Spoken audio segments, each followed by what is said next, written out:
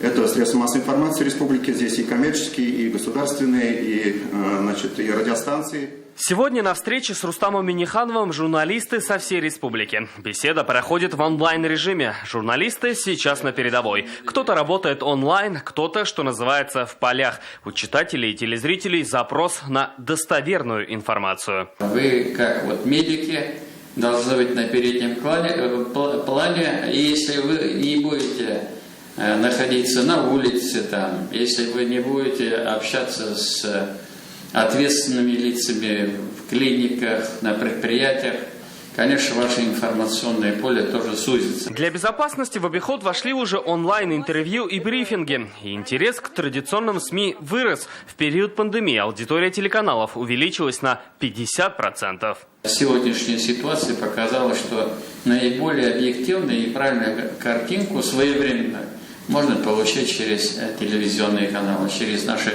печатные издания. Я хотел бы, пользуясь возможностью, поприветствовать всех вас, поблагодарить за большую работу, которую вы проводите, попросить вас быть более аккуратными, беречь себя. На онлайн-связь с президентом сегодня вышли и самые юные журналисты. Рустам Минниханов пообщался с редакциями журналов «Салават Купере», «Сабантуй» и «Ялкын». Дети сразу начали с вопросов.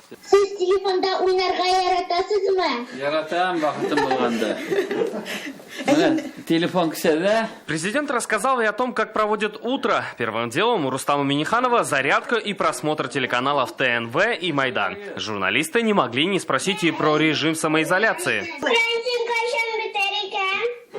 Карантин кайчан бітеді? Актуаль сұрау. Карантин. Үйде отырып туйдық дейлер.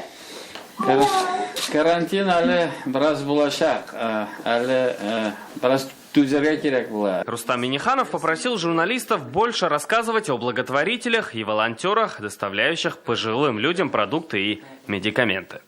Салават Мухаммадуллин, Марат Сейдгараев, ТНВ, Казань. Все новости дня, выпуски программы «Новости Татарстана», программы и фильмы на сайте tnv.ru и на YouTube-канале ТНВ. Подписывайтесь.